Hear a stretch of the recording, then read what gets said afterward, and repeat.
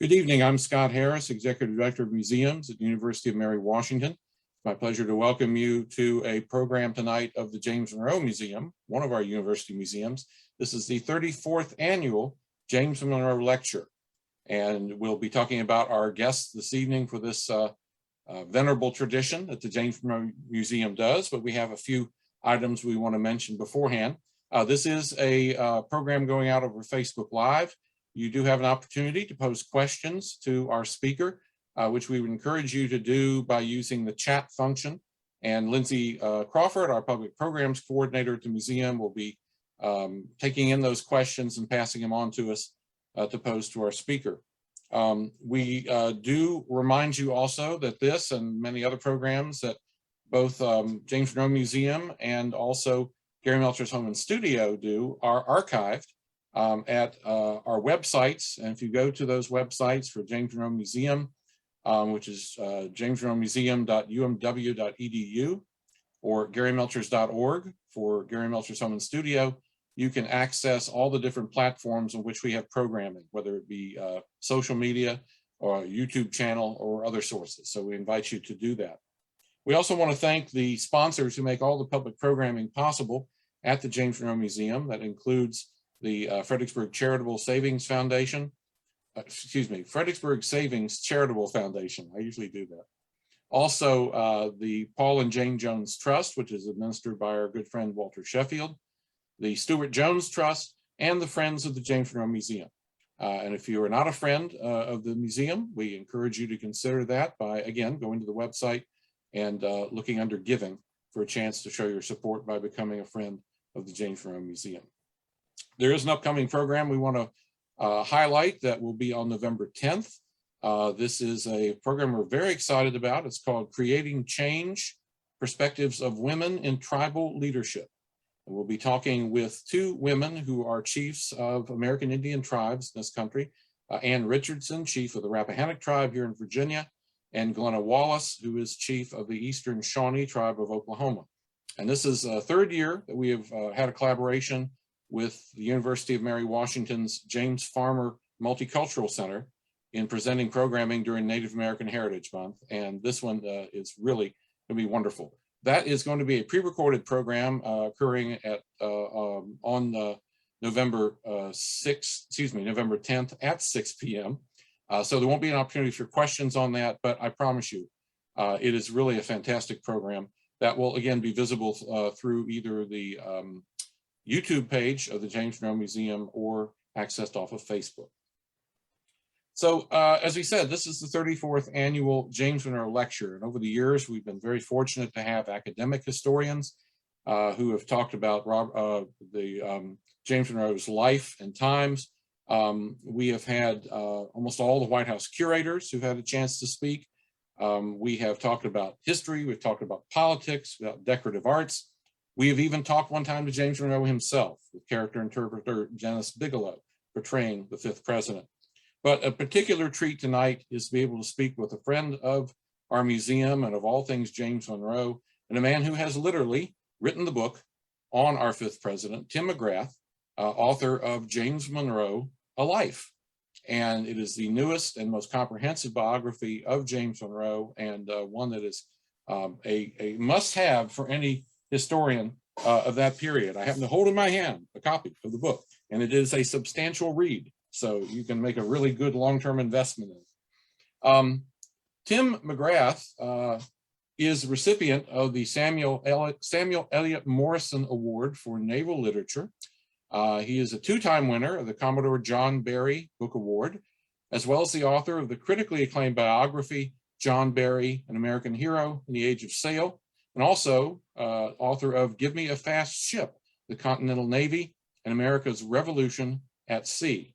Now, Tim, despite his terrible typing, as he confesses, is currently at work on another book, 4 Days at Gettysburg, which is about the decisions that Abraham Lincoln, Robert E. Lee, and George Gordon Meade made before, during, and after that critical Civil War battle and the consequences of those actions.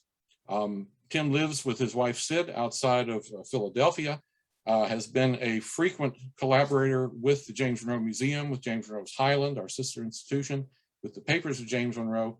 All of us have really enjoyed working with Tim.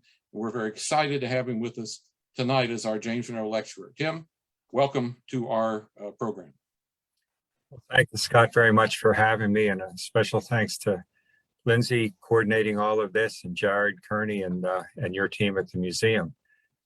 It's been very nice of you to heft the book and show everybody that it's not just a pretty thick read, but it's also guaranteed to keep any door in any household from slamming shut on windy days.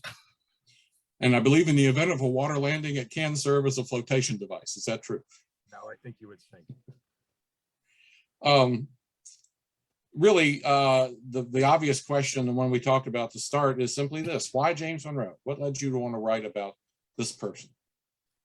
Well, it all began with our editor, Brent Howard at Penguin, who's a marvelous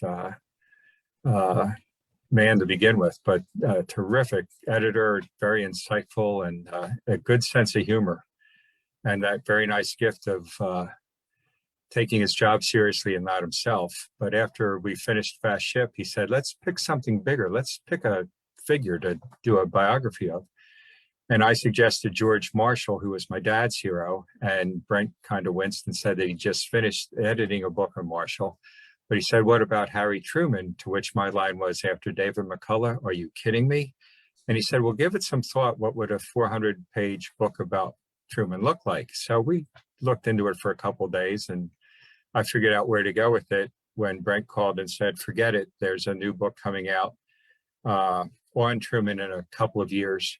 By one of the lady professor down in Missouri who's an authority on Truman. So he said, but pick another president. And I immediately said James Monroe, and he said, why? And I said, because when I was a 7-year-old boy, he was my favorite president. I'd been to Valley Forge. The park guard had talked about how James Monroe was a young officer there and had recently been wounded and almost died at Trenton. And I thought, yeah, this is pretty neat guy to read about. There was a kid's book about presidents, and they had 4 pages on Monroe, but really never found much more. And as a history major, you know, I was fascinated about the fact that he wasn't one of the more talked about figures in our early history.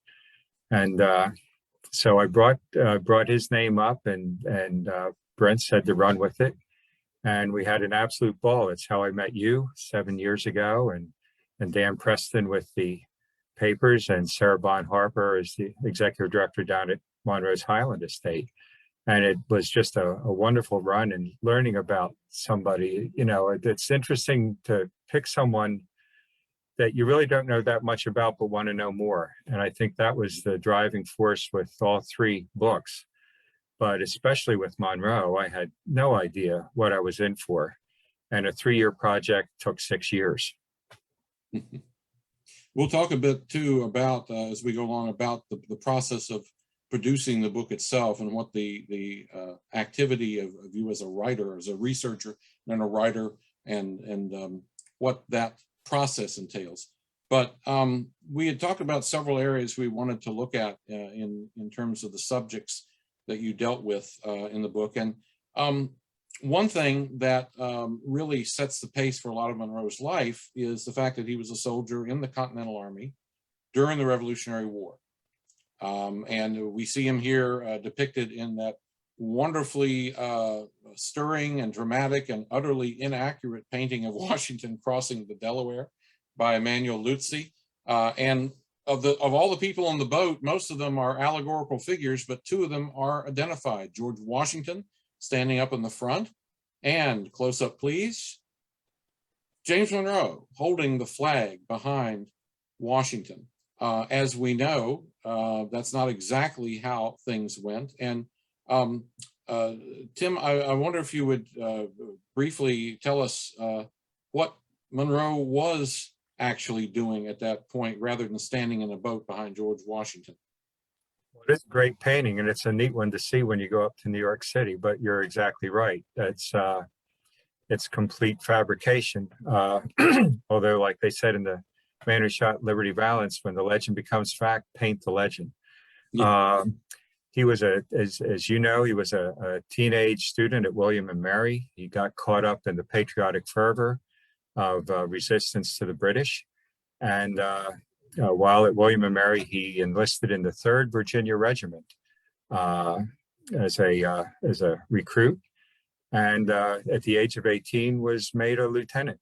Among his counterparts was an old boys' school chum of his, John Marshall. Monroe marches up with the 3rd in the late summer of 1776 to New York. He shows up. By the time he gets there, Washington has already lost the Battle of Brooklyn, and by the grace of God and John Glover, been able to get to Manhattan to escape capture. But within the day or so of Monroe's arrival, the Battle of Kips Bay occurs, which is famous for Washington losing his temper, drawing his sword, waving at his own retreating soldiers. And, what am I to do with men like these? The day after, the 3rd Virginia takes part in the Battle of Harlem Heights, which is a little bit more than a skirmish and is Monroe's introduction to battle. He was a rifleman, which meant that his weapon was more accurate, but it also meant it took 2 to 3 times longer to load. So he was certainly proving his courage that day. But as the battle continued and over New York, then went from bad to worse, as many of the listeners know, Washington started to lose his army, not just by some inept actions of other generals with the capture of Fort Lee, but also by desertion. And somewhere in early mid-December, as the army is retreating, Monroe, as a lieutenant, is assigned the duty of making the count at a bridge to see how many men are with them. And when Washington started his New York campaign, he had close to 20,000.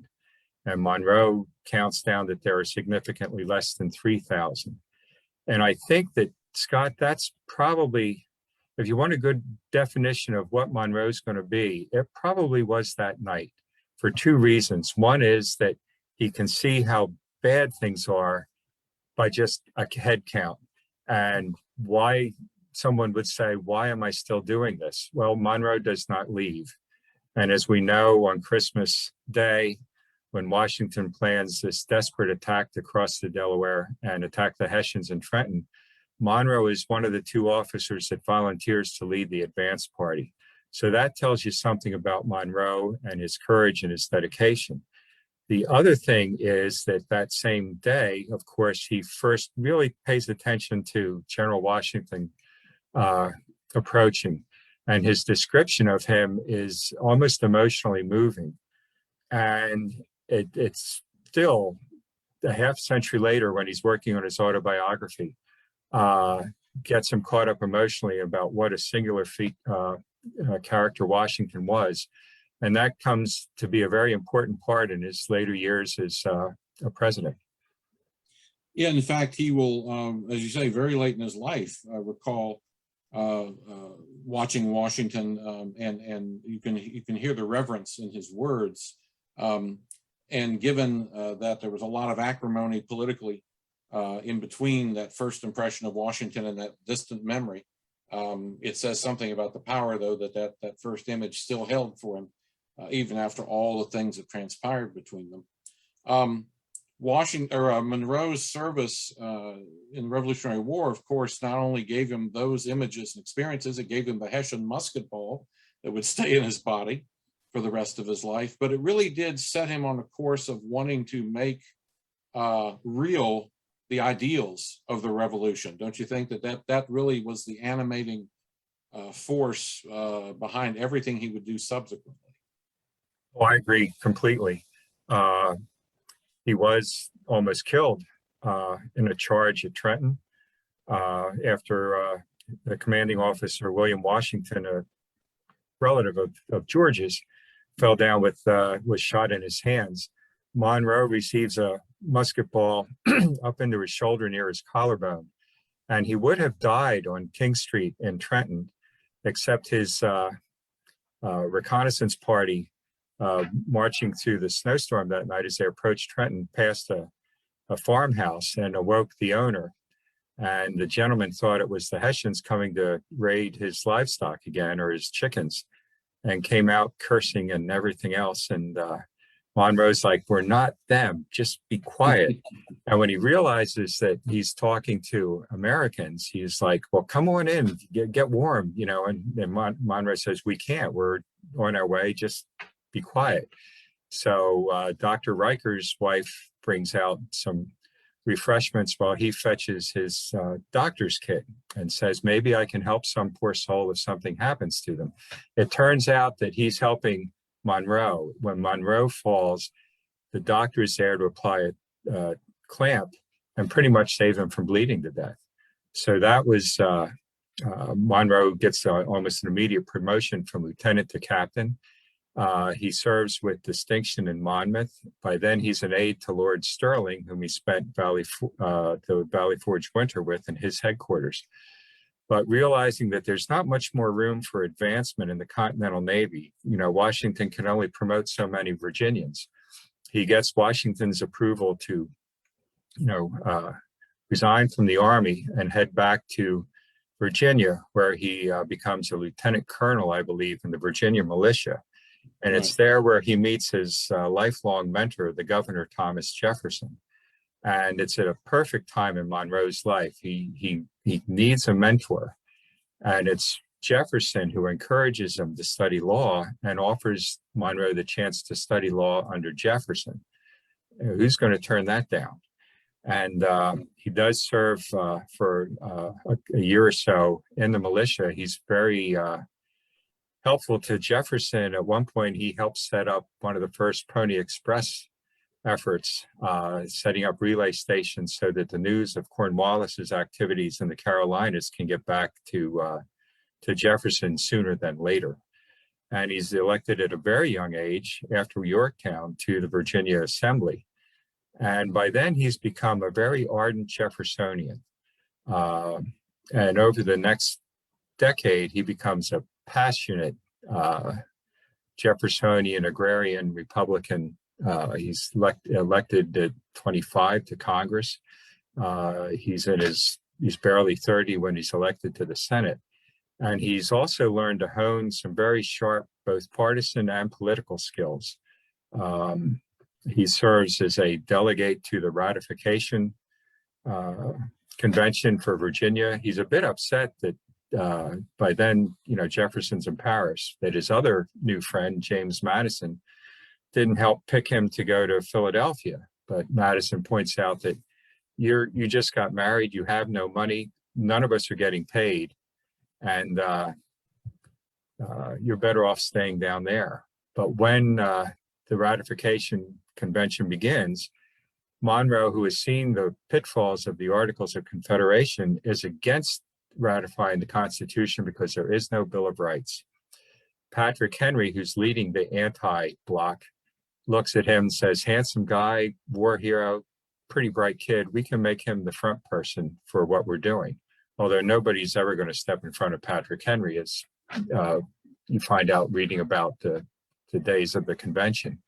But Monroe makes speeches about each article. And the one that fascinated me the most and proves that, as Clarence Darrow said, history repeats itself, and that's the trouble with history, is his debate about Article 2, the presidency, in which he says the president can be impeached for, misdemeanors and any breaches of conduct and high crimes and misdemeanors. But he's like, who's going to prosecute this? You know, if he has friends in office in the Senate, are there going to be people who can look at this objectively?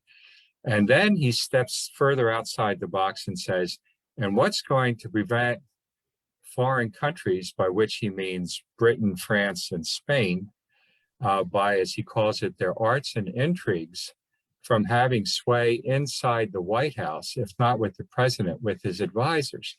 This is, you know, a couple, almost 200 years before Vladimir Putin and Paul McCartney, right back in the USSR. And But this is the kind of observations he's making. And while his friend Madison, who's leading the pro-Constitution bloc, wins the day, and Monroe's proud of him and happy for that, it shows that Monroe is not afraid to speak his piece. Well, in fact, in that 20 years from the soldier we see here during the Revolution to his career as a legislator and as a fiercely partisan Democrat-Republican, it's Jefferson and Hamilton who are really defining the political debate as the first two-party system gets started. The Democrat-Republicans, the Federalists, and their initial opposition being the anti-Federalists, but it would become what we would call the Republican Party at that period. And in the book you write, in fact, you write in the epilogue, you say, quote, James Monroe saw his ascendance to the presidency as an opportunity to eliminate the bitter partisanship in American politics he had actually helped create. Give us a little more on what you see as the political evolution that Monroe went through. That's a good question. As I said, Monroe is like an uber partisan. There are times where he's more of a Jeffersonian than Jefferson. If that Monroe at that age was alive today, he would be a nightly figure on MSNBC or Fox News. It would depend on the issue since everything's morphed that much, but he would have been certainly somebody willing to get his opinion out. He's a leader in Congress and a leader in the Senate on any issues that involve any partisanship. He's very, at one point as a circuit rider when the Congress isn't in session, he's almost like a Paul Revere. There's an issue that's come before Congress, and John Marshall, his old friend and an ardent Federalist, thinks he's got enough votes that this issue will pass. But while Monroe's riding the circuit, he's also getting votes. And he's very proud of the fact that he has stifled this measure. It plays a hand when he becomes the minister to France. President Washington is sending Chief Justice John Jay to England for the development of the infamous Jay Treaty. And his current minister to France is Gouverneur Morris, who loves the wine and he loves the French food, but he hates French people. And he's also scared to death with the Reign of Terror. And he's caused enough friction that he has to be recalled. Monroe is not his first pick. He's Washington's third, one step above Aaron Burr. But he is given orders by then Secretary of State Edmund Randolph to, do what you can to curry favor with the French, but don't go too far. You picture Monroe going over there with his young wife and daughter, and as they land in France, they learn that a couple days earlier, Robespierre, the father of the Reign of Terror, has been beheaded. So what are they walking into here? But he does such a good job drumming up the bond between France and the United States that he's rapturously received in France. And he uses that capital to help get Tom Paine out of prison. And thanks to the courage of his wife, Elizabeth, we can talk about this later, helping get Adrienne Lafayette out of prison. But at the same time, let's bring the Monroes up, Lindsay, and move right into the image of them. Very good. There you. Back up. There you go. There we go. there you see the young lady Elizabeth Kortright that Monroe met in New York when the federal government was ensconced there, and Monroe's had his share of love interest back and forth, a little bit unlucky. But he meets Elizabeth and he is smitten. And in fact, Rufus King, who we will later run against for president, sends a letter to Monroe while he's in Virginia saying the Kortright sisters were at the musical and all of the men just deserted their seats to spend time with them. Had Lin-Manuel Miranda wanted to write Monroe instead of Hamilton, he would have had a ball with the Kortright sisters. Oh, don't get me started on that subject. Okay, we'll just drop it right there. But in fact, Elizabeth's friends are basically saying, you can do better than this guy. He's a congressman and he's a war hero, but he's not very well off. There's so many other people to choose from, but this is the man she chooses. And their marriage is just phenomenal. It's one of the strongest marriages in American history. Well, and in fact, that family bond, both between James and Elizabeth Monroe, and then as children would come into their lives, they lost their first child, or their first son, only male child, Spence Monroe, early in infancy. But daughters Eliza and Mariah, they formed a family unit that stayed together pretty consistently throughout Monroe's career, as we can see in the next slide. Both Elizabeth Monroe and Eliza in the middle there, and Mariah, her wedding day picture on the right, really somewhat unusually for the well-traveled diplomats and statesmen of that era, they were with James Monroe. And what was the family dynamic like between them, and how did it have an impact on Monroe's career throughout the different functions that he served? Another good question, kiddo. Boy, I'll tell you, you're making this easy and hard at the same time. I think we suffer from the fact that, like with the Washingtons and with Thomas Jefferson, Monroe destroyed the correspondence between himself and his wife, although a couple of letters have surfaced, which reveal how devoted he was. There's a letter he writes while he's on the circuit, still in his 20s and early 30s, and how much he misses Elizabeth and their daughter Eliza. I mean, he dotes on his children, and he was amazingly devoted to his wife. And I think she must have been a really nice balancing act for him. And she put up with quite a bit. There's two interesting stories about their marriage. At one point early on, in fact, Elizabeth is expecting Eliza. They're leaving New York. He wants to bring his new bride with him down to Virginia for, I guess, the off season of Congress, and to show her where their home is going to be. And she's expecting. And for companionship, they have the bachelor James Madison.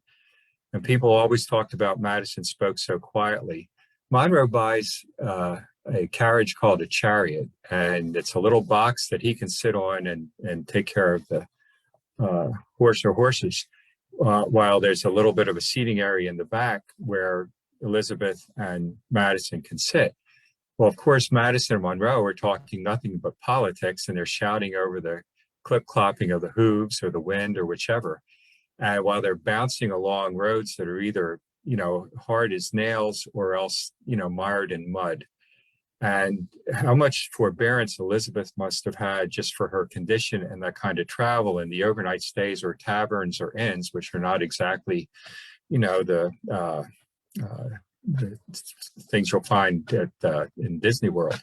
But when they get to Mount Vernon, Washington greets them, and Martha is not home. And it's Washington who makes sure that Elizabeth gets the best of rooms and a warm bath drawn and the best bedding and a nice dinner, and, get a good night's sleep while the three of us chat politics. And Washington's very proud of the fact that he did this without Martha being there to help. Another time is when the Monroes are in Virginia, Madison's back in New York, and they ask him to buy furniture for them. And Madison goes hard at it. And boy, Scott, if Madison proved one thing, it was that as a furniture buyer, he's a hell of a legislator. One of Monroe's sister calls the furniture vile. It's no other descriptions, just vile. And they make do with what they can get. The payback comes when the Monroes are in Paris, and Madison is newly married to Dolly, and he writes a letter asking the Monroes, could they look out for furniture and silverware and tapestries and so forth. But he makes it clear in a very subtle Madison way to please let Elizabeth do most of the looking. It's almost the same tone as if you've watched the beginning of Jaws and Roy Scheider hands the poster board and the pens to the young cop, and he says, "Let Polly do the printing." And Elizabeth does get them very fine things. Well, and you note the visit to Mount Vernon and Washington being able to get by without Martha there. And in reality, the help, as it were, was there. The enslaved population that would have been in Mount Vernon. And for Washington, for Jefferson, for Monroe, for Madison, for most of Monroe's contemporaries, certainly in Virginia, the reality of slavery as a foundation of their personal lives, of the economy, of the social system that had evolved since the practice was introduced in the country. By then, well over 100 years before, was so pervasive, certainly within the culture Monroe grew up in, and was becoming more and more of a factor in the national dialogue. You, at several points in the book, deal with the relationship Monroe had personally and officially to slavery. In chapter 9, in fact, when you're covering Gabriel's rebellion, the attempted uprising of enslaved people in Virginia in 1800, when he was governor, you use that point to sort of expand. I'd like you to expand upon this point that you make about how Monroe and his contemporaries did look at slavery at that point. And here's what you wrote. Jefferson, Madison, and Monroe would call slavery evil all their lives, but the idea of emancipation was too bold politically to propose. It was also something they could not even do personally. Their lifestyle permitted them to figuratively wear a horse's blinders where equality was concerned. Occasionally they took them off, saw the world as it was, and decried its inequality. And then they put their blinders back on, returning to the freedom they believed they deserved, often oblivious that it was equally desired by others who shared their dream of it, but not their skin color or gender. Very powerful indictment, really, a frank assessment of Monroe and his contemporaries and how they related to slavery. What does that say about him? What does that say about his times and how we should look at him in context? Well, thank you for the nice words. Chapter 9 to me was the most important chapter in the book, mainly because it not only discussed or was about the issue of slavery, but it was about a man who wanted the same thing as an enslaved person on a plantation, that Monroe as a student wanted, liberty and his own freedom. What we know about Gabriel, was born on the Prosser plantation, so was given the surname Gabriel Prosser. He was a big man, 6'4", they estimate, very strong man, was trained as a blacksmith. And back in those days, Scott, as you know, if a enslaved person had any talent, artisan or otherwise, they could be shipped out and their services done, and then the money would, of course, go back to their owners. Gabriel became a very successful blacksmith in terms of people looking for his work without getting the rewards for it, but it allowed him to spend a lot of time in Richmond, and he could read. He was Mrs. Prosser. He was friends with their son, and so they both learned to read together. Of course, the older they got, the less friendly it became. And by the time the son was the plantation owner, he had certainly wasn't recognizable as the boy that Gabriel as a boy played with. But Gabriel pays attention. He's listening all the time. What he's getting, though, is information that's not full-sided. It would be almost as if he was just listening to an MSNBC or Fox News back in the day regarding these issues. And while he's convinced that he should be freed. He should earn and get his freedom one way or the other. He's not blaming the Virginian agrarian society, the Jeffersonians that are the predominant families that are owning enslaved persons. He's blaming the Federalists because that's who he hears people talking about. And he builds this remarkable network that reaches out for miles and miles. And they arrived at on a Saturday in August of 1800, that night, they're going to rise up. He's even the arms manufacturer. He's making short swords. He's literally beating plowshares into swords, or figuratively. But he's got everything planned, and he has been able to go from plantation to plantation in the towns, to go to the church meetings, the weddings or services the plantation owners would allow, the picnics. And while everybody's discussing or eating and playing a game, he's working with other men to set this up. Liberty or death was the cry of the American Revolution. Gabriel's code was death or liberty. And the night comes along with a significant gollywhumper of a storm. It could have been, part of a hurricane. We don't know. Bridges were washed out, but it completely eliminated the chance of Gabriel's forces to leave their plantation and strike. And a couple of the enslaved men lose their nerve, and they tell their owner that this is happening.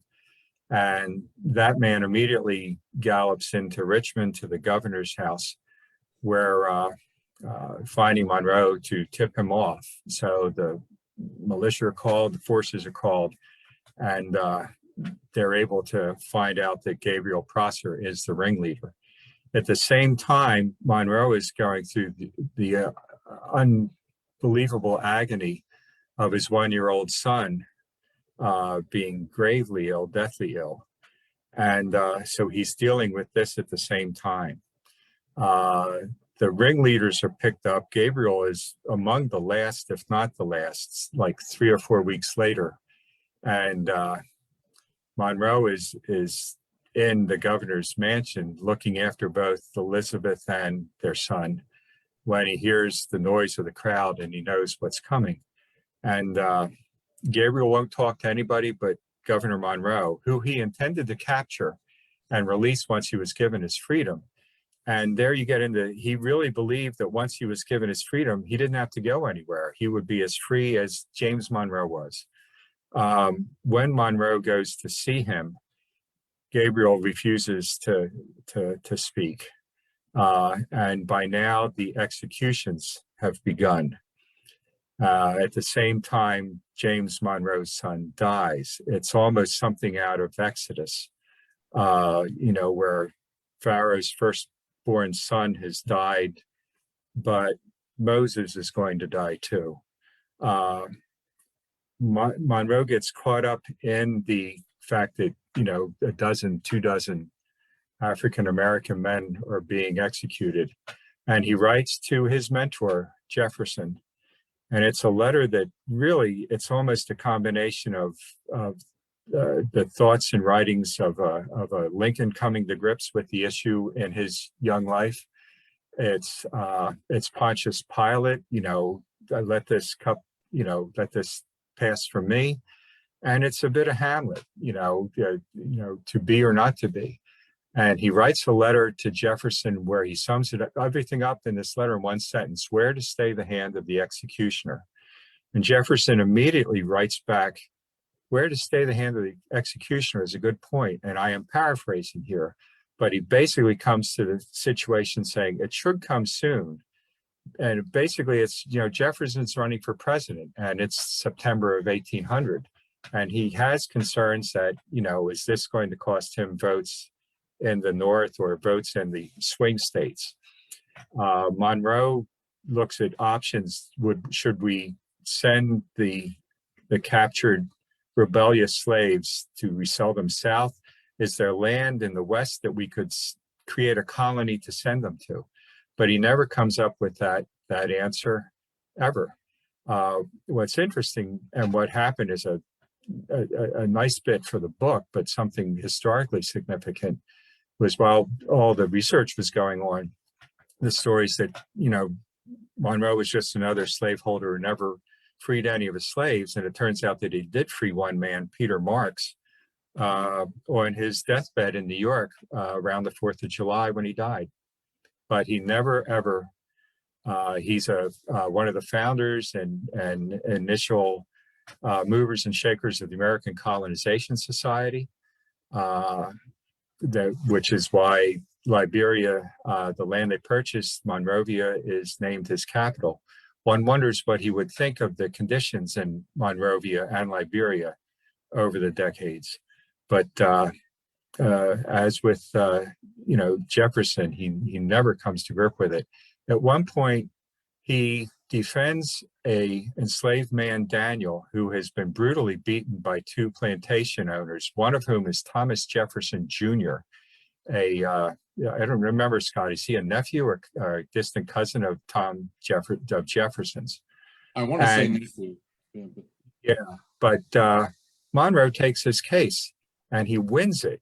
And it takes 19 months, but talk about the backlog of courts. But he's able to win the case, and he's very proud of the fact that an all-white jury ruled in favor of a black man. And he gets $20 for it, but he's more impressed that justice was served, at least in the fact that a white jury found a black man's case worth recognizing and deciding for. And he famously writes, "The God who made the black people, who made us, made the black people, and they ought not be treated with such barbarity." As a slave owner, I guess he did not believe that he was barbarous, but who would trade places with anybody like that? And the more we tell stories like Gabriel's, I think the wider of an acceptance of what we're dealing with we'll find across our country nationally. And we'll talk a little bit later on about what some of the efforts are like within the world of interpreting Monroe to get at those subjects. I do want to, sort of in the same vein, in terms of when we have to make frank appraisals from our perspective, from our values of actions and attitudes of Monroe's time, and look at them with a clear eye. It's a culturally problematic aspect of Monroe, particularly as president, and it's his policies toward American Indians, both at the state and the federal government level. He had an involvement in both. And what were Monroe's views on how Native peoples might interact with and confront the expanding white settlement that was going on into areas that would later be the Cotton South, particularly? What would you say highlights his administration's performance in terms of Indian relations, as they would be called at that time? He's what you would call back in the day, or I'm sure he believed himself an enlightened white American. And this, again, we walk into what is always the potential minefield that you and I have talked about, Scott. How as a white person do you make judgments on these kind of relationships? And the only way that we can is to be, what's the whole story, and let the chips fall where they may with those decisions. He's in his 20s, and he's one of the first, if not the first, congressman to tour the Northwest Territory all by himself. And on that trip, he meets Joseph Brant, who was educated in England and came back with the Iroquois Nation, and he's one of the leaders against the Americans in the Revolution, at Fort Stanwix and other battles and so forth. But now peace has arrived, and he strikes up a friendship with Brant, whose wife is expecting, and they have conversations back and forth. And Brant's about to go into negotiations with Congress, among them Arthur Lee, who seemed to be able to foul up anything he got his hands on, including that particular negotiation, arresting some of the Native American chiefs because he didn't like what they were saying. But after Brandt's not, at one point, Brandt writes to him and says, I wish you were here to help resolve these issues. And Monroe has urged him to come to Congress. And he says, you need to meet these, the congressman. You need to tell your story yourself, but we'll get there. We're going to make this work. And of course, with Brandt and what happened with the New York territories, we obviously didn't. Later in Monroe's presidency, he is an advocate for white education among Native American tribes. And he, on his tours through the frontier, he's very proud of seeing the religious schools that are being set up in the different tribes' lands.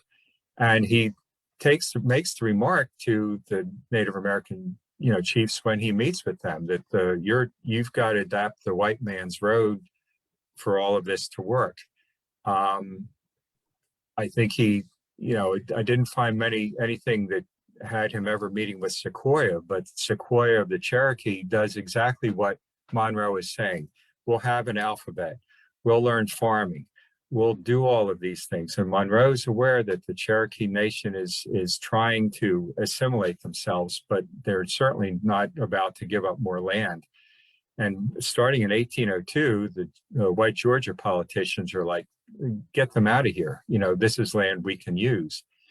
And Monroe makes a stand as president late in his presidency and just says, I'm not going to remove them. I'm not about to do that. They have every right to be there. But within weeks, he realizes that Congress isn't going to agree with him. And even though he's made the comments to Congress for that, he then says, okay, I give up.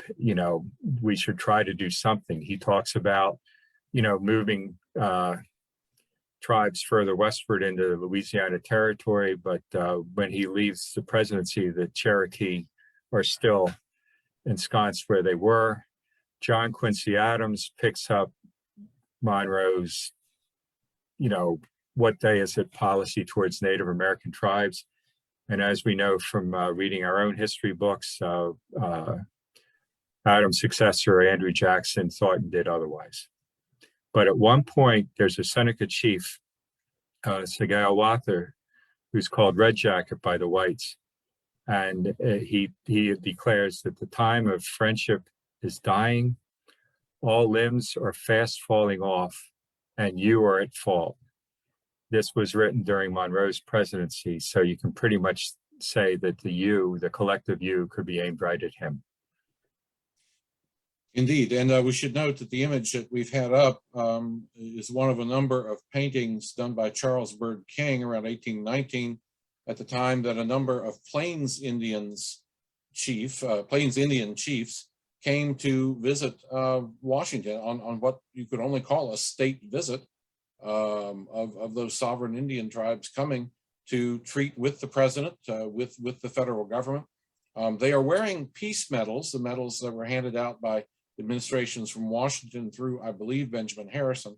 There's been some discussion of whether they're wearing Monroe's peace medal or not. I maintain that they're not because of the way it's oriented, but in any case, it was a common practice. They all had the same image of two hands shaking, one obviously that of a Native American, the other clearly that of a soldier, which I thought was very telling. That and the fact that the Bureau of Indian Affairs at this time was within the War Department. So it certainly showed where fundamentally the nature of the relationship there was. It was adversarial, even as Monroe tried to talk about, as you say, giving up sovereignty and assimilation. And the support for education, for Indian schools, we see the other side of that coin now very recently with the current Secretary of Education, with the current focus on Native American legacies from those Indian schools and the, in some cases, horrible situations that evolved well into the last century. So I think we can sort of see a continuum there that more or less begins around Monroe's time and then comes to a very tragic and unfortunate legacy that we're still dealing with now. Yeah, well, we're dealing with right in Pennsylvania right now. There's been a host of articles in the Inquirer and other publications regarding the Carlisle Indian School, which is, Yeah. I guess, most famous thanks to Jim Thorpe. But just to repeat the burial grounds of young children and getting them transported to reservations where the tribes are living now, this is it's again another story that in our collective history that isn't certainly much to be proud of, but needs to be told, and we keep addressing these same issues, between what's going on with the Native American tribes and their fight to have this issue righted, to the fact that 50 years after the civil rights movement in the 60s and everything else, we still have to be told that Black Lives Matter.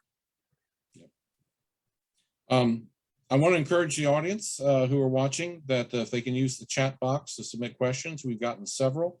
We certainly will get to as many as we can in the time we have remaining. And we're not confined strictly to an hour, but we're not going to go a whole lot beyond that, just out of consideration to online audience fatigue. I literally could keep on talking with Tim about this subject till tomorrow morning, but we know that that's probably not sustainable.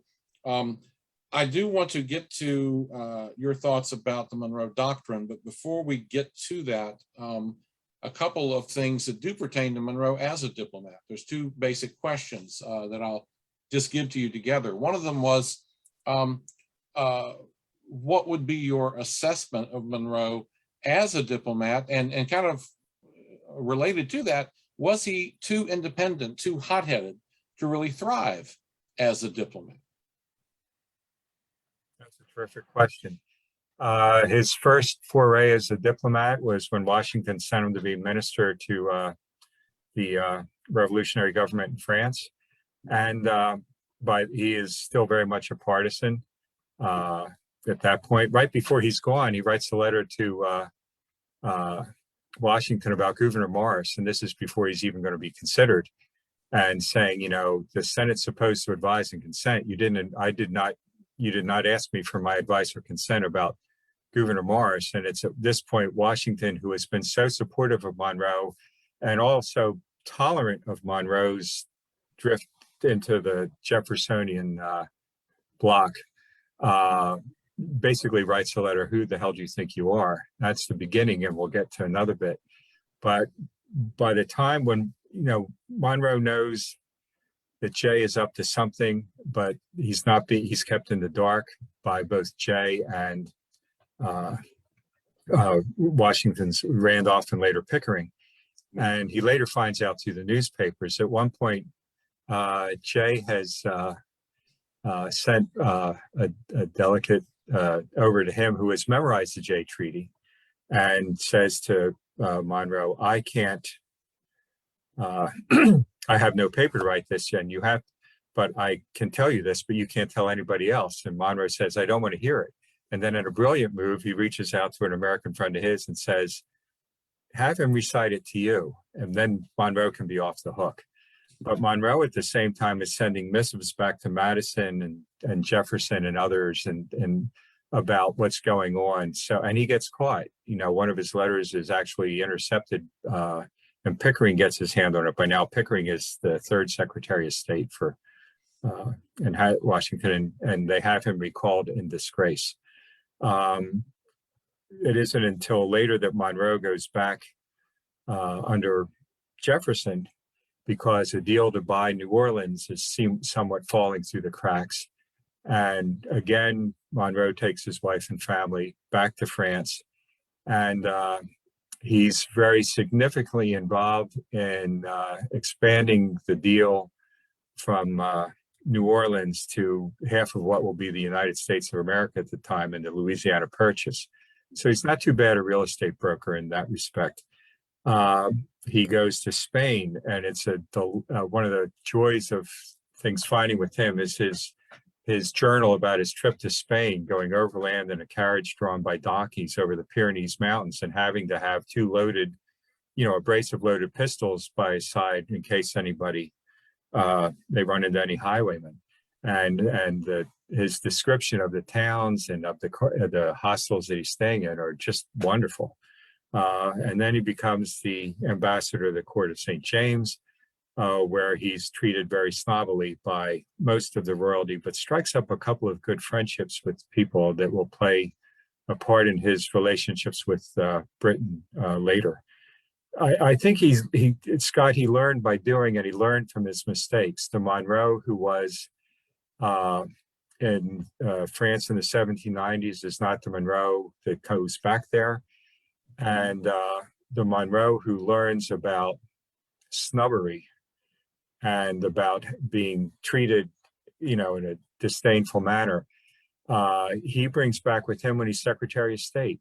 And he's not that way to people. He can be very gracious, but at the same time, he gives back as good as he gets. He's not afraid to push back, and he knows how to do it with some degree of tact.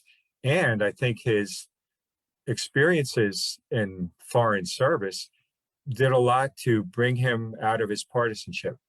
His worldview now is not from Virginia to Philadelphia and New York. His worldview is now spans the Atlantic. And I think, he benefited from that, and so did our country.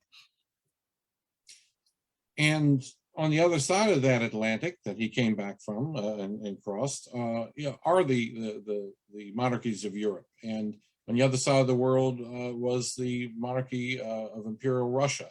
And as Monroe looked at not only the North American continent, but the entire Western Hemisphere, building on the diplomatic experience he had, on his knowledge of where the economic and military and strategic interests of the United States were, and I guess thinking too about the emerging South American republics coming out under the yoke of Spain finally to the south, he takes all of this, the sum of all of this, and in 1823, on December 2nd, in his message to Congress, he includes in that rather long message, along with the stuff about lighthouse upkeep and what the books are balancing out to be, he puts in a statement about the fact that European interference in the affairs of this hemisphere will no longer be tolerated by the United States. We'll stay out of European affairs, but that we will not have that degree of involvement from Europe in this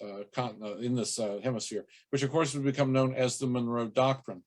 Can you, again, expand a little bit on what the significance of the doctrine was, what Monroe felt it was and what it wasn't, and why has it remained possibly the most enduring presidential policy statement in the history of the office? I think it's let me start by, of all things, quoting an Englishman, Edmund Burke. And my favorite quote from him is, "Our patience will achieve more than our force." When Monroe is elected president and takes the office in 1817, there is already a groundswell of support and interest by Americans in the battles going on in Latin America by Simon Bolivar, Bernardo O'Higgins, and the other leaders to win their independence from Spain. And their foremost patron in Washington is Speaker of the House, Henry Clay, who gives this 3-hour stirring speech. We tend to forget because, anything from TV, movies, video games, whatever, where do we go for entertainment? When we see movies of people just 80 years ago seeing off, cruise ships, we're like, is that what you have for entertainment? Well, Clay was one hell of an entertainer. And everybody gushed about his comments about, we need to recognize those new nations now. We need to help them now, send military, do this, that, and the other thing. And by now, Monroe has already figured out, he's gone into his presidency, and I really think he picked up Washington's mail and said, you've got to be president. As he says, the chief magistrate should not be led by party. It should be the chief magistrate of all the people. And he sets out to do that in his tours. But I think the best example of what he did with that is what becomes the Monroe Doctrine. There's patience to what he's doing. And it isn't until 1822 when all of a sudden he visits with an old advocate of Latin America that he hasn't seen, but he says to his Secretary of State, John Quincy Adams, set this up. And now he starts working ropes and pulleys to get something done. It also comes at a time when Great Britain is interested in seeing, maybe, and their Foreign Minister Canning talks to the American minister saying, maybe we could do something like this together. But Monroe is figuring it out. We don't need to do this with Great Britain. All we need from Great Britain is their Navy. And he has a wonderful partner in this in John Quincy Adams. Their relationship as President and Secretary of State, the only ones that come close to it in terms of a harmonious working together relationship, for my money, are Truman and George Marshall and George H.W. Bush and Jim Baker. There's just that symbiosis of them together. There's academics and they come from very good points of view that, did Monroe write this himself? Did Adams do it all by himself and Monroe just gets credit because he's president? It's really a combination of the two men and their talents and their beliefs and their timing. Adams does a 4th of July speech in 1821, I believe, where he talks about the difference between an American republic and the monarchies in Europe. And he says, we go not out like we're going out to slay great dragons. We're not interested in that kind of history. We're interested in democracy and freedom and how we can build this, not who we can destroy. And, they bounce at the Massachusetts Historical Society has done any American, let alone historians or students, a great service by having the Diaries of John Quincy Adams as part of their online. I mean, they're phenomenal. And you could not write a book about James Monroe without having those diaries.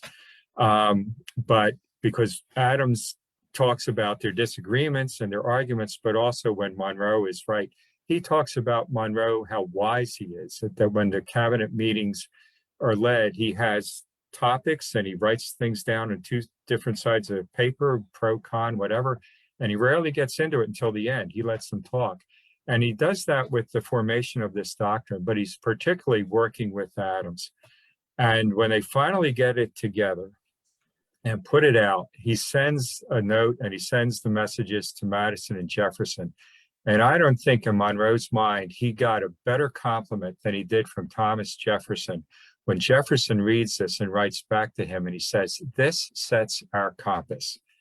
And it certainly has. I mean, Lincoln would have probably used it if he weren't fighting a civil war when Napoleon III, sends an army over to take over Mexico. Ironically, Napoleon III's mom being Eliza Monroe's best friend when they were going to school in France. You can't make this stuff up. And Teddy Roosevelt kind of, used it in a more heavy-handed way, but it was Teddy Roosevelt. Kennedy used it to go to the Organization of American States and get a unanimous vote to support the quarantine of the Cuban shipping, the blockade. And others have used it in a less satisfying way, but we still live by it. I don't remember the name of the historian right now, Scott, but I love the fellow who wrote it. It's centennial in 1823. I know 2 things about the Monroe Doctrine. One is that no American knows what it is, and the other is that no American wants it messed with. It's just, but it is simply a declaration of who we want to be. If the Declaration of Independence gives us the goal of who we want to be, and understand that all men are created equal in 1776 means all persons are created equal. If the Constitution is this living, working, breathing document as to, how we should, live or do our laws by, the Monroe Doctrine is almost like the 3rd pillar of fire to say, if you want to behave right in international relations, here's how to do it. Well, and I think without getting in any way at all into a discussion of contemporary politics other than to make this observation. In the administration of Barack Obama, Secretary of State John Kerry famously declared that the era of the Monroe Doctrine was over. And then not very long after, really, John Bolton declared as National Security Advisor that the Monroe Doctrine is alive and well. So I think the fact that it is still talked about, even if the contexts are a bit more evolved, even if it does become even more of a domestic political tool in some respects, we're not still talking about the Homestead Act.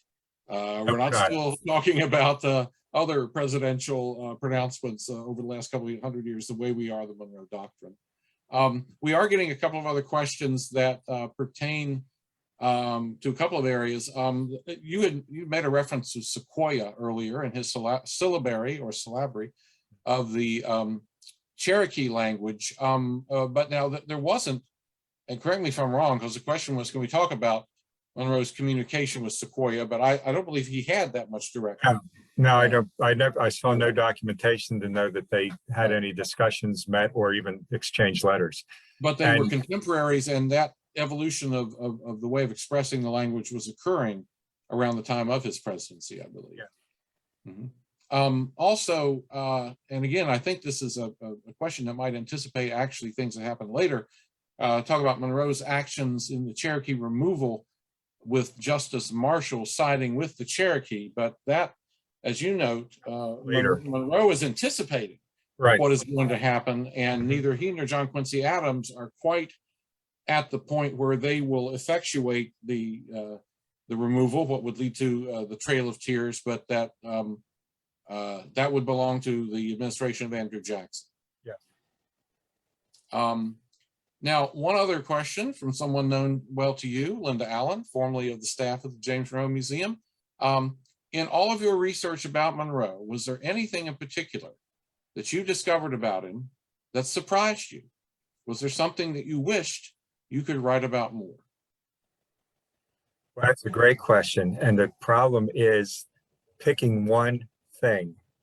I'll tell you what, I'll give you two examples of the what really astonished and was terrific. Monroe comes back in disgrace, at least as far as the Federalists are concerned, and certainly the president at the time, John Adams, is concerned. In fact, he alludes to Monroe as the disgraced minister. When Monroe is governor in 1800, right before Gabriel's Rebellion, Adams, as a courtesy, has a letter sent to him that he intends to visit Virginia. Monroe writes back that it would be the usual honor of the governor of Virginia to welcome a president. I can't do that with you. John Adams never comes. When Monroe is made Secretary of State in 1811, who does he get a wonderful congratulatory letter from? But John Adams. And is it because he wants to let bygones be bygones, or because John Adams is he's in his late 70s, but he's still pretty observant cuss. Let's see. Jefferson was Secretary of State, he's president. Madison was Secretary of State, he's president. Monroe is Secretary of State. And John Quincy is an ambassador in Moscow, in Russia now. And so he does what he can. Monroe writes a very nice letter back. And I wish this letter came from the Monroe Museum or the papers, but it's at my Historical Society of Pennsylvania. During the War of 1812, an elderly Abigail Adams writes to James Monroe as Secretary of State that she and her husband are getting along in years. They realize that John Quincy, that their son has important duties, but is there any way he can arrange for them, for him to be sent home before they die? And Monroe writes an equally lovely letter back explaining that when we can do that, we certainly will, and we will do it with all possible speed. But right now, your son is involved in negotiations with the Tsar, who's looking into ways of brokering a peace to this war, but I will keep you posted and do everything I can. And when Monroe does his tour and he's in Boston, the news comes that, John Quincy Adams is on his way home, as Monroe has offered him the Secretary of State. So that was one really neat thing to find. And another one, I want to go back to Elizabeth. I already talked about her going in the carriage by herself to set in motion the wheels to get Adrienne Lafayette out of prison. But late in Monroe's presidency, Congress is investigating for funds. Was there a slush fund he was dealing with to get the White House furnished, or his numbers right and everything else? And it's a typical end of a presidency where what can we do to turn the screws on this guy, and so forth. And in the meantime, the Unitarian Church just gets a brand new organ in the town, and they're going to have a oratorio concert and everything else. And it's late in and by now Elizabeth probably has, maybe it was rheumatoid arthritis, but she's pretty much close to being an invalid. But the Monroes come to that concert, and you're not supposed to surmise or make inferences when you're writing history, and I know that. But just knowing what a steel trap mind she had about getting things done, you pick it up by what people say about her. Socialites love her and think of her. She really is the first coming of Jacqueline Kennedy. I mean, she's beautiful. She wins over the French, call her La Belle Americaine. She's the hit of France when they first come. And she's following Dolly Madison. All right. So this is like a 21 gun salute being followed by a cap gun in a closet. But instead of being that way, they changed to the social way of running for president, to these very elegant but small dinners, which suit the Monroes very well. But James didn't think this up by himself. This is Elizabeth's way of looking and saying, how can we best win over the Washingtonians? But John Quincy Adams makes the remark that both Monroes attended, and it's in the vocabulary to make it sound like he was surprised. And I think that was Elizabeth's way of saying, they're not bullying us. We're going to be sitting front and center for this. And that was something I really enjoyed finding. As we kind of start to wind down here, as I'd said at the outset, we asked why Monroe, and then I wanted to get a little bit into how this book was written. And there was a question that had actually come that maybe can be a little preparatory to this. A number of books have been written about James Monroe over the years. Back in the 30s or 40s, or George Morgan. A generation or so ago, the sort of the standard biography of Monroe by Harry Ammon, and you really, in many ways, have updated that effort through your book. But Monroe also attempted, and I say attempted because it wasn't finished, an autobiography. And the question that came was, what is your take on that, and specifically, is it readable? And I will defer to you to answer that question. The take on Monroe's autobiography? His autobiography, yes.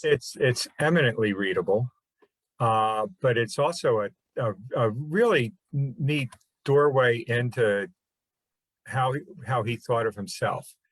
The word I don't believe is in the entire book, and he only gets up to the Louisiana Purchase. He doesn't finish. Yeah. But he talks about Mr. Monroe or Monroe, the lieutenant did this. And he's almost stepping out of himself to put it in the proper place. And he really doesn't color the story that much. When he speaks admirably, it's of someone else. One of the great passages, in fact, he almost is like a future screenplay writer, is when Elizabeth has left him to go to Plessy Prison to go visit Adrienne. And she's all dressed up and has a basket with wines and meats and food. And she's traveling through from the rich sections that still existed in France into the hovels that you're thinking that she's in the middle, where she's heading to see Madame Defarge in A Tale of Two Cities. And when the turnkey comes up to see Madame, Adrienne Lafayette, whose mother and sisters have already been guillotined. She thinks they're coming for her. So imagine her surprise when it's the new minister's wife, and they strike up a very good friendship. Monroe is already a great friend of Lafayette's. They were in Birmingham Hill together, down the street from where I live at the Battle of Brandywine. You know, those were the things that, you know, he would have in his book. He doesn't dwell on how great or important he is. And you wish he'd written more. I wish he'd written more about his own family. He was obviously devoted to his sister Elizabeth and thought the world of his parents. His brothers walk a fine line being the, you know, the bad twins in a movie to sometimes Beavis and Butthead. And they really did test his character, especially Joseph Jones Monroe. But he doesn't brag. He's really like one of those individuals. What's a line I always loved about a batter with Sandy Koufax? He'll strike you out, but he won't embarrass you. I think that's James Monroe. And I think that's in his autobiography. And like you, I wish that he would have written more in that, could have finished it. And unfortunately, there were a number of writing projects he undertook that he never quite either got off the ground or he only got so far with them. And for whatever reasons, either couldn't quite develop the thesis he wanted to, or just literally didn't have the time and the inclination to try to finish.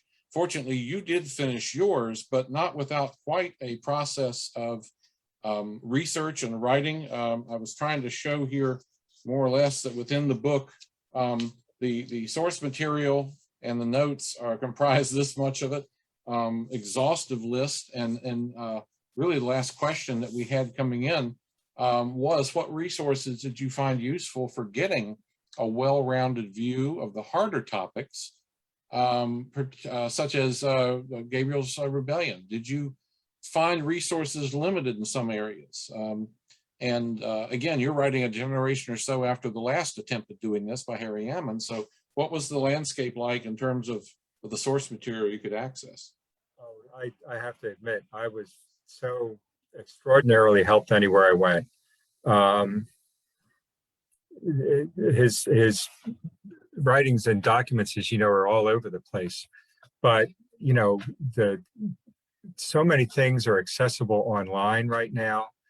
But I'll start right in Virginia, you know, meeting you first. For those of you who've never been to James Monroe Museum, I don't know if I'm getting in trouble here, but when you're sent to the basement, it's like being sent to the treasure trove of Monroe, of the Monroe story. There's gowns and there's gloves, but there's also these terrific documents. And you guys have been extremely helpful in pointing me in the right direction. Dan Preston and Bob Karachek and Heidi Stello were so helpful with the Monroe papers. Dan was sending me, they're not done yet in terms of the hardback, the hard copies, but I'll jump in now and say that they're being digitized and they're on, a lot of them are online, but the goal is to get all of them online, which is going to be a godsend. Yes, all the published volumes, we hope by the end of the year, certainly by the beginning of next year, volumes 1 through 7 in the papers of James Monroe will be on Rotunda, the digital imprint of the University of Virginia. And that's been a process that's been a long time coming. The papers are currently, the staff are working currently on preparation of volume 8, the beginning of Monroe's presidency. Going back to Gabriel, I didn't want to wander too far off. I was immensely helped by a professor, it's William Egerton, right, Scott? Mm-hmm. Yes. Yes, who wrote a book called Gabriel's Rebellion. And I highly recommend, if you're interested in that part of the story, it's a really, he's a brilliant professor and a very generous one. And took the time to make sure I was getting things on the right path. And it's a really strong book. You can access so many of the papers or through the University of Virginia, and people there were exceptionally helpful. I got immense help from Sarah Bon Harper and her staff at Highland at Monroe's home in Charlottesville, the estate there. Sarah took, as you did, Scott, and Dan did, every question and made suggestions. And I think what's neat is the story that the three entities are telling. Sarah is an archaeologist, and she was determined that the small house there was not Monroe's home. And she found the foundation about 4 or 5 years ago, and has been working on it very hard. She got a couple of grants over the summer so William and Mary students can continue that kind of work. And she's been working diligently with her team to set up a relationship with the descendants of Monroe's enslaved persons and telling that whole story. And that's remarkable. What we were talking about with Bob Karachek and Heidi taking up where Dan left off with the papers. And I get a big kick out of what you're doing with the James Monroe Museum, especially the fact that we've got, I can use we, I'm a member, that we're now working on citizenship courses, and we've got students, including, those from, let's see, I probably won't get it right, but is Argentina one? Yeah, I'll stop you there because I'll let Lindsay Crawford come back online. I'll give her a moment to come in to talk about what you're referencing. I will mention that the James Monroe Museum has a variety of programs. Again, you can go to the website or to the YouTube channel to see those. The next one that we have coming up on November 10th about the women who are tribal leaders is one that we're very proud of. We have also had a chance recently to do a program with Bob Karachuk, the editor of the papers of James Monroe, on what they do. It's called Reading the President's Mail. But Lindsay, if you want to transition to the citizenship project slide, this is something that we, again, looking at Monroe's career in government, in diplomacy, his understanding of the value of the foreign policy of the United States and the role that immigration would play, we were able to take an idea, a template really, that the New York Historical Society developed for helping prospective citizens of the United States study for the civics portion of the U.S. Citizenship exam. And Lindsay Crawford, our public programs coordinator, whose degrees are BA in Historic Preservation Museum Studies and MA in Education from the University of Mary Washington, is leading our first effort in teaching the citizenship course. So Lindsay, you want to talk about that a little bit? Hi, Scott. Yes. Sadly, I am having some technical difficulties pulling up the flyer, but anyone who would like any more information on this program are free to email me at any point, and I will put my email in the chat below. I have been the one behind the screen tonight commenting on everything. The Citizenship Project is a project we partner with the New York Historical Society. Basically, we work with people who are trying to take the civics test portion of the citizenship test to practice with our history, with artifacts from our collection, as well as the New York Historical Society, to talk about different portions of history to help them prepare for the test. So for instance, we just did a class on the Constitution, and we talked about James Monroe's opinion on the Constitution with that, and we've done the American Revolution as well. We just started these classes, and they are free to the public. I am more than willing to take on any more students that are interested in this class. It's free, as I said. We currently have 5 students from all over the globe that are now working towards their citizenship, and it's been a great time and great experience working with them. This is the flyer. Thank you, Scott. This is the flyer that we have on it. And like I said, this is our first time really teaching the class. We will be offering it again, possibly in the spring or summer. But we have just started our first round of it. And it's been really great. It's been an amazing opportunity for us in general. And the students are from, and if you said this, I was too busy finding the flyer, but the students you are dealing with, their countries of origin are what? There's a variety of them, but we have people from Chile, as well as Argentina, and some other countries as well. Okay, and I don't know how much in detail we want to get about that, but we can say they definitely span the globe. Yes. And the inaugural 5, I think, are really teaching us a lot about how to do that. Lindsay's discovering a great deal in the process as well. We again like the fact that that's a collaboration, that we're able to work with the New York Historical Society's model of how to do this, just as we've had other collaborations with other entities. And we have truly enjoyed another dimension to our collaboration with Tim McGrath, helping in a small way over the years to get to the point of producing this wonderful biography, which I will say, in a complete act of self-interest, is available at the online museum store of the James Monroe Museum, or you can come by and get it in person. But if you go to the James Monroe Museum website, jamesmonroemuseum.umw.edu, and click on Museum Store, it will be the featured highlighted product that will come up within the store section. And we urge you to think about that because Christmas is coming. Tim, any last comment or word you'd like to share this evening about the book or James Monroe, or just anything you feel like? It's open mic. All right, let's just throw one thing out and be a wee bit controversial here. Virginia just had its governor's election, and in the middle of a pandemic, the likes of which most of us have never seen and hopefully will never see again. And I was thinking about this and thought, let's throw this one out there. A young Governor Monroe, while a senator in 1793, saw Philadelphia laid to waste by the first yellow fever epidemic. And the science got it a bit wrong. Dr. Benjamin Rush was convinced that it came from the Caribbean. In that part, he was right. But it didn't come from infected individuals, from mosquitoes.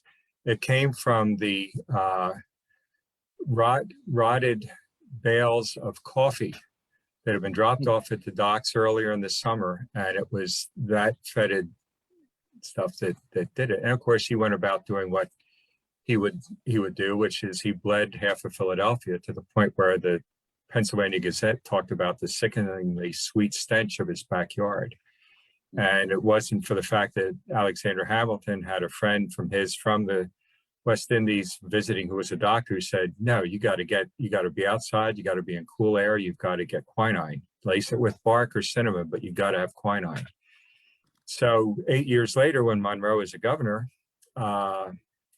he's confronted with a breakout of yellow fever in Norfolk. And Monroe went right to, well, what do the scientists think?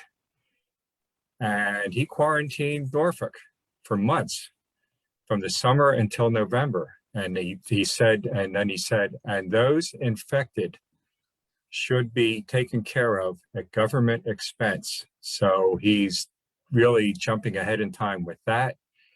And finally, in November, he said, they could prove that there were no other cases of yellow fever. We were getting into the colder weather. And he ended what could have been a catastrophe for Virginia in 1800. It is my sincere wish that with the new administration coming in, that everybody will listen to the science and continue to help us get past that.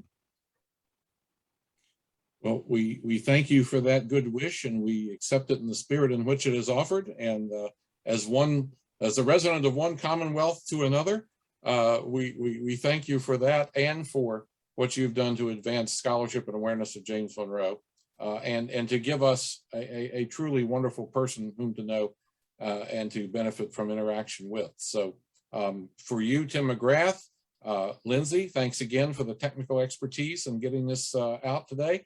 And to our audience, we thank you for watching, and we say good evening from the James Monroe Museum and the University of Mary Washington Museums. Thanks, Scott. Thanks, Lindsay. Good night, everybody. Stay safe and have a great Thanksgiving.